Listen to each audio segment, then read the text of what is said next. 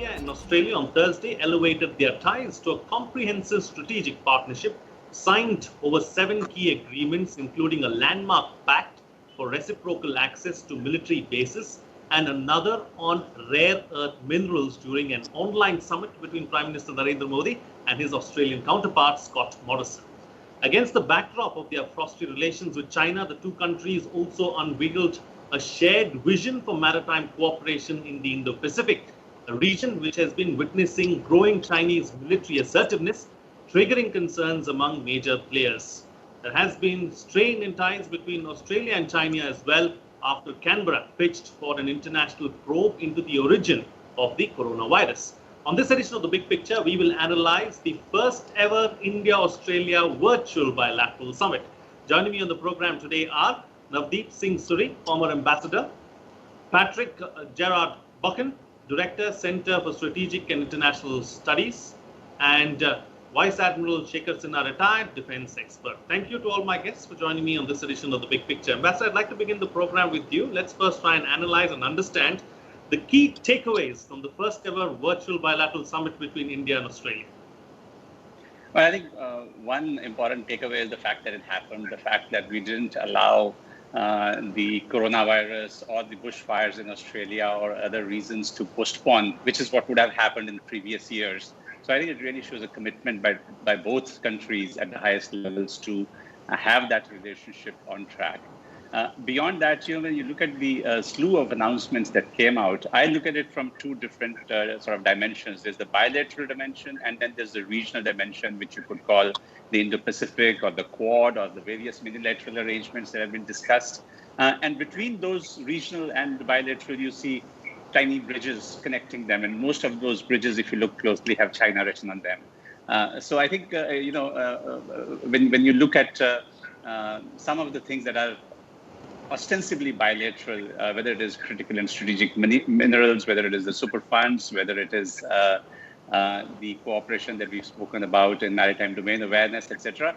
There is a subtext to that, and it's important for us to look at that subtext. I mean, I would go a step further and say that, having served in Australia for a while, we always used to lament that this is a relationship with great potential, but we would bask in the glow of that potential without actually realizing it. And I think finally we are beginning to realize it. The level of ambition displayed by Prime Minister Modi and Prime Minister Scott Morrison is much higher than we've seen on previous occasions. And while some of it has to do clearly with the commitment of the two sides to realize that potential, but I think if there is an extra element of urgency, the catalyst is China, which has infused a degree of urgency and a degree of energy into the relationship.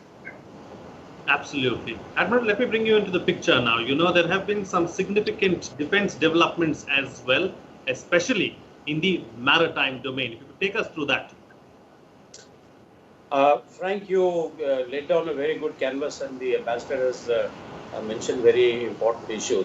What you see is that there is a convergence between the two countries as far as the maritime domain is concerned, particularly the Indo-Pacific, the Pacific part of it. And both have a vision document, and now a joint document has been signed, which we will see what happens later on. That was a little bit of a blank area for the India's maritime domain awareness because it was halfway down the world. So now the agreement to share the maritime domain awareness, that's the first very important part, because you got to know who's where if you want to do something. And also it says that the maritime agencies will increase their interaction. We already have an hosting mechanism, but now that is likely to increase into trilaterals in the areas or in the countries where Australia is already having a bilateral arrangement. For example, Australia-Japan, Australia-Indonesia, all this, particularly Indonesia. If that trilateral and Australia, Japan, India becomes a trilateral, then you see a congregation of these countries, which is minus the US. So, you are looking at possibly, as they say, that, it's becoming a multipolar world. So possibly you have to think about, the middle power congregation where these democracies are going to be together and taking care of this particular area, because US is slowly there is going to be a withdrawal symptom. You are looking, a lot depends on the election which is coming up. But if I read the Senate committee, they have been questioning about Navy's what assets should be procured and what should be our expenditure. So in all, I think that we are heading in a very good direction. If you remember 2008, the Australia was not very keen to join the Quad at that time, but now there has been a very active sort of initiative on part of Australia to come into the Quad. Absolutely. So, Patrick, considering the aggressive stand that China has taken, especially in the South China Sea and in the Indo-Pacific, more so, after the lockdowns and after seeing the onset of the pandemic as such, would you say that this was bound to happen, really? Well, bound to happen is in a bilateral meeting between Prime Minister Morrison and Prime Minister Modi. I'd say it obviously had to happen in terms of a virtual summit. I think that just as an historical point, fascinating to see, we're now seeing grand summits between heads of government conducted via technology, much like you and I are doing this interview now. I wonder if that's going to be a sign for the future. Obviously, the Australia-India relationship, as the ambassador correctly pointed out, and indeed the Admiral alluded to as well, is a relationship destined to happen. For historical reasons, the relationship has been warm, but now it's extremely hot, if you will, in a very good way.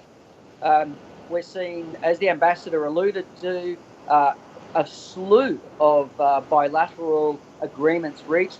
Most particularly for me, the mutual logistics sharing arrangement. We're now seeing basing access, access between the two militaries and supply chains. Obviously, I wouldn't also downplay, the Admiral spoke very eloquently about the Quad. I wouldn't downplay the fact that we do have, across the four countries now, centre-right parties in office in all four capitals. That, politics does stop at the shoreline, but it does help that there is a common world view between, those liberal democracies of the centre-right. So we are seeing, this common alignment, but also obviously we face a different China than we did in 2008. And there is a common realisation that through the Quad and also through the enhanced bilateral relations between the countries concerned, we're seeing this common world view between the four great liberal democracies of the Indo-Pacific region. Absolutely. All right, taking the discussion forward now, Ambassador, what has pushed Australia away from China? Because, as far as the Quad is concerned, or several of these other multilateral, organizations are concerned, it was Australia which was, trying to keep away because it was close to China, or trying to play the neutral cards, if you could say that. What has been the turning point? What has changed now? But, I'd say that's not entirely correct, because there was a point of time that we were willing to join, and during Kevin Rudd's period, and Australia pulled back. But thereafter, for several years, Australia has been pushing us, and we've been a little bit reluctant because of our perhaps concerns about China's sensibilities. Maybe these were exaggerated concerns. Maybe it's time to set those concerns aside and move ahead with areas where we think are our priorities. But the fact is that in September, on the sidelines of the UNGA last year, for the first time ever, the Quad met at the ministerial level, and I think that is a very powerful signal. There's a reiteration to that commitment to continue with discussions. There's a second aspect about the Quad which is important, and that is that beyond the mutual logistics support agreement between India and Australia, we already have one with China, and we have one which is ready with Japan to be signed, which means that all four of the Quad members would then have these agreements in place to share their facilities with each other and to work on the interoperability of their platforms and systems. And that is important. Beyond that, at the bilateral level, when I was there in Canberra, we started not only the first Australian-Indian maritime exercises, the AUS Index, but we also signed that white shipping agreement, for which, in fact, Admiral Dhawan had come to Canberra to sign that agreement between the two countries. And that was the first step towards building that maritime domain awareness capacity, in a sense. But what we also started was the first 2+2 dialogue, where the Foreign Secretary and the Defense Secretary of the two countries meet together. And what I was really happy to see was that has now been elevated to the ministerial level, that once in 2 years, the 2+2 would take place at the ministerial. And the reason this is a big deal is currently we have that arrangement only with the United States and with Japan. So you can again see that desire to give some teeth, some muscle to the notional idea of the Quad that existed until, say, a couple of years back is now unfolding before our eyes. Absolutely. And, Admiral, let's talk about another military aspect now, something that, Patrick referred to in his opening statement, the pact on sharing military logistics. How is that going to help us? Because I understand we also have a similar arrangement with France and the United States as well. Frank, it gives the access to our own ports, to the Australian ships and submarines and landing of aircraft.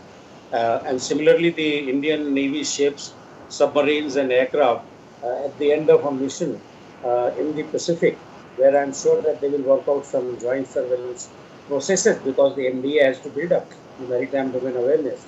So it's a big thing. The Indian Navy ships and Australian Navy ships can actually take, fuel from each other's tankers, supply ships. That's a big thing, because, it's quite a way down. The distance is quite a lot. So I think the ability to reach and ability to stay on task, that's going to get enhanced very, very significantly.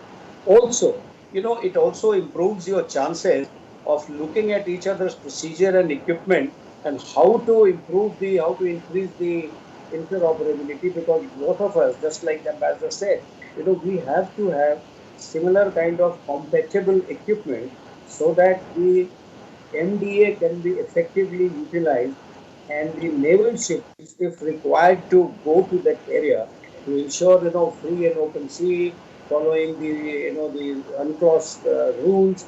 These are important things, because idea is that, they have both identified that the problems are going to be in maritime domain.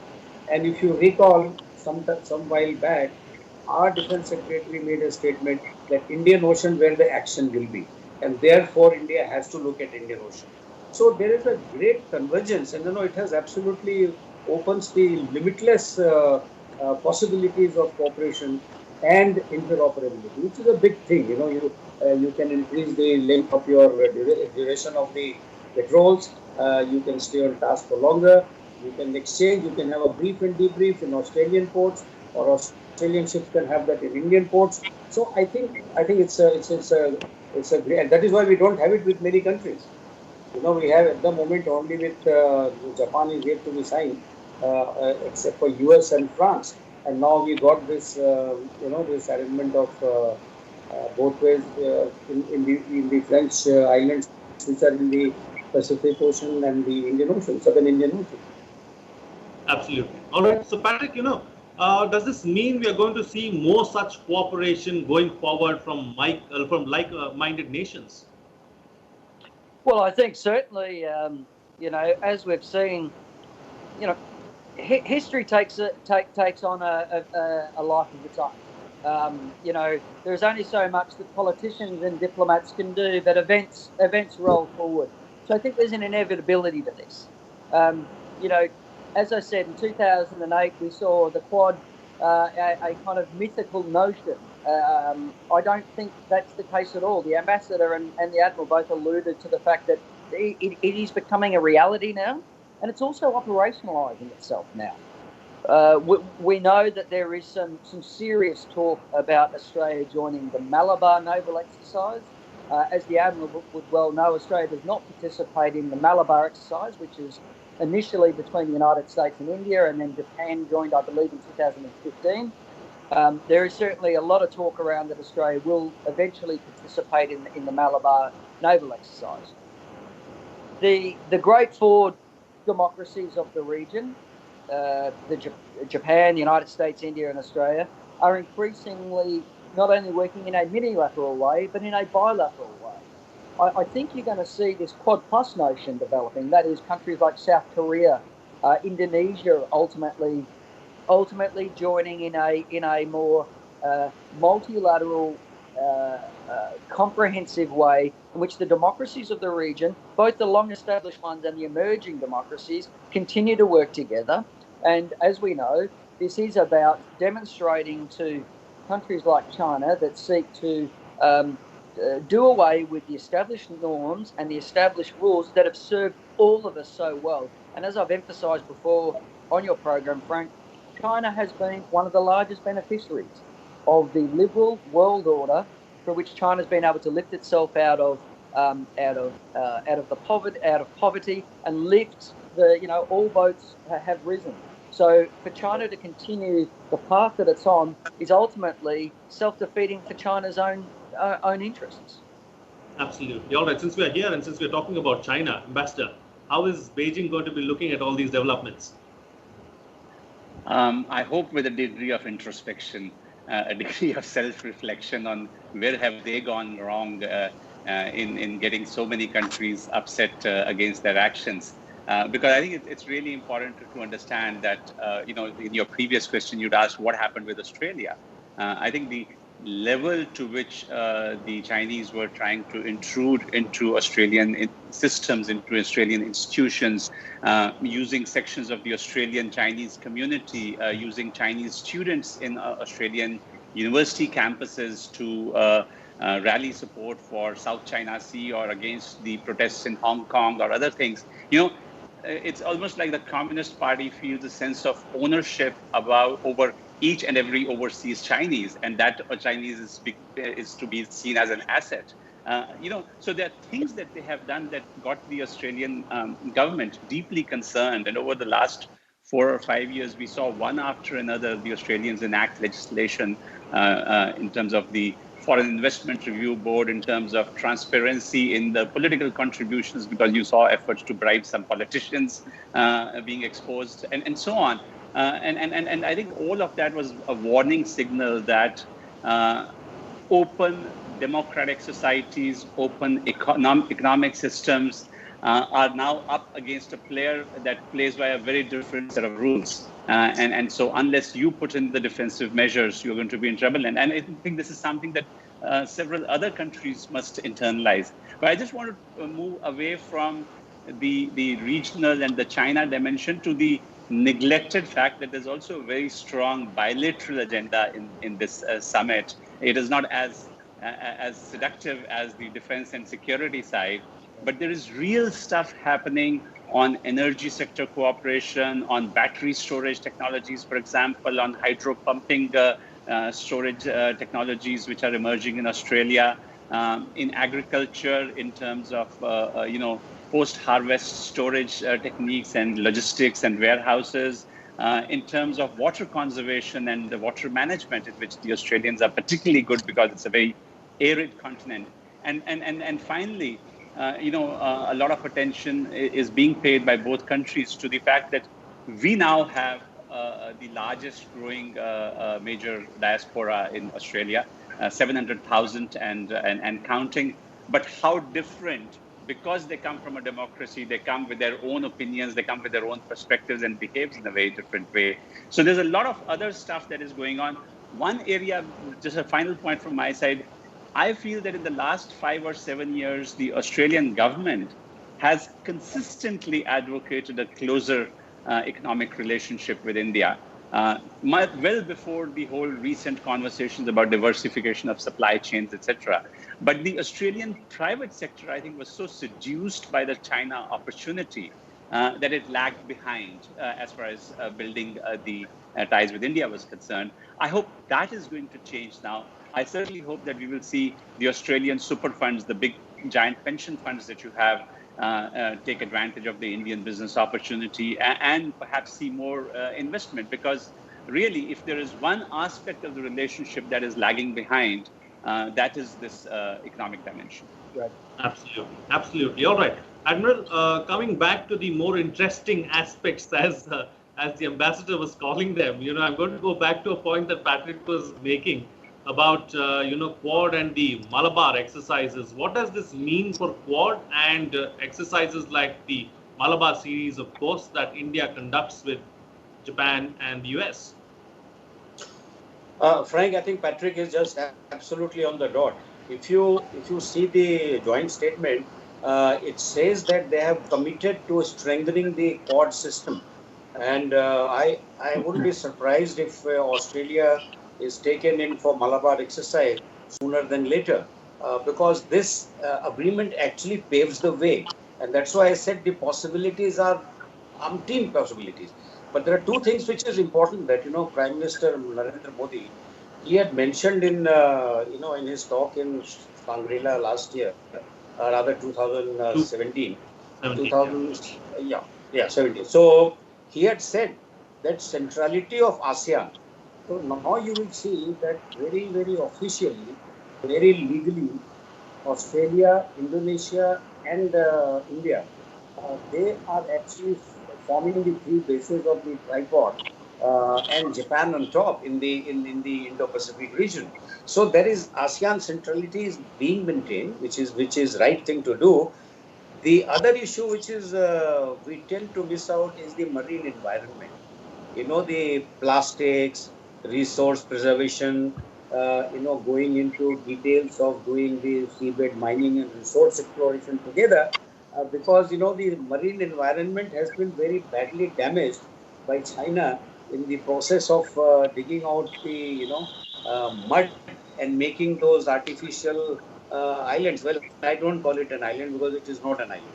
So the point is that now Australia, only thing left out of all this is to come to Malabar, expand the scope and area of exercise. If you see the Malabar exercises, they have taken place either in the Indian Ocean or by and large in the South China Sea, because we have had agreements for our ships to go and berth into their harbors and reciprocal. But now, you can have these exercises for a longer period of four countries' navy between South China Sea and Australian ports. So you are covering a very large area, which actually goes beyond the second island chain of the Chinese.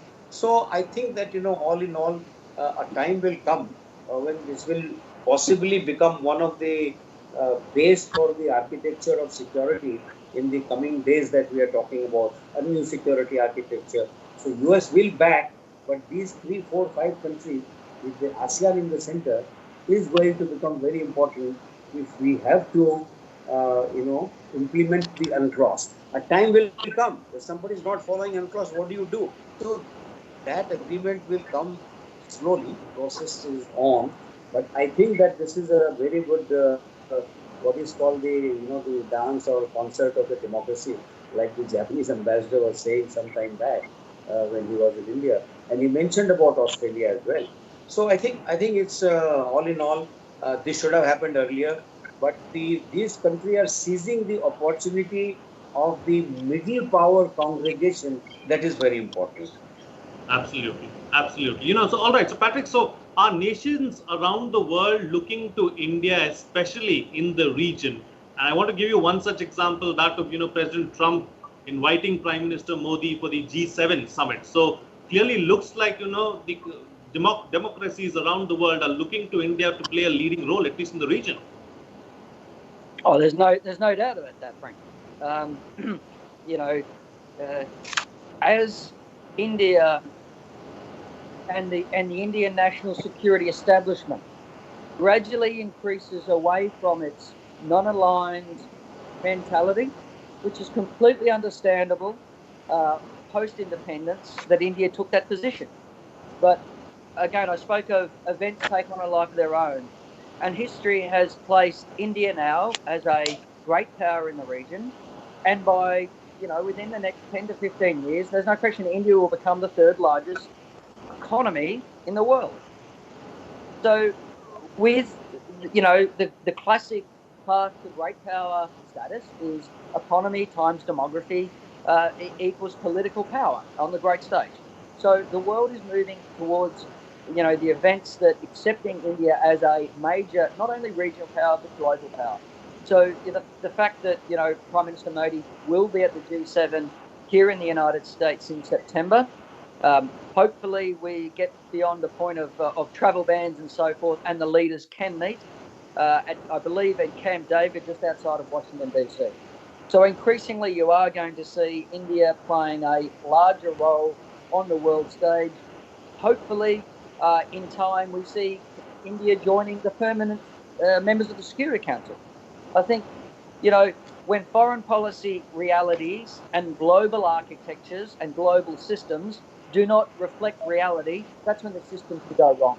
So countries like India, in my view, as a great power, need to be sitting at the largest tables that exist.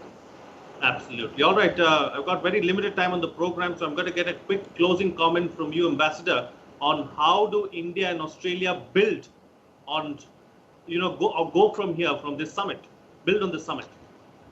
So I think there's an interesting aspect that we haven't spoken about, which is also there in the fine print, that the leaders will try to meet every year.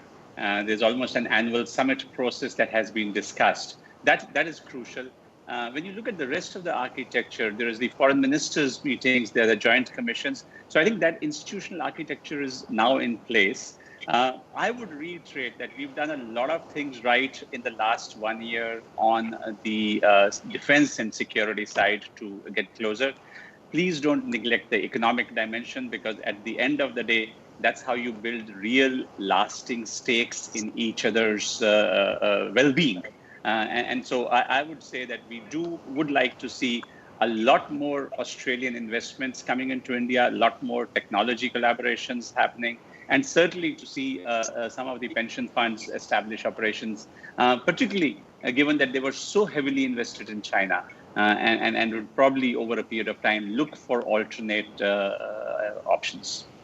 Absolutely. All right. On that note, then I'll call it a wrap on this edition of The Big Picture. Thank you to all my guests for joining me on the program and putting things into perspective for us. What's coming out of this discussion is that the bilateral relationship between India and Australia is in a good place. We only have to build on it going forward.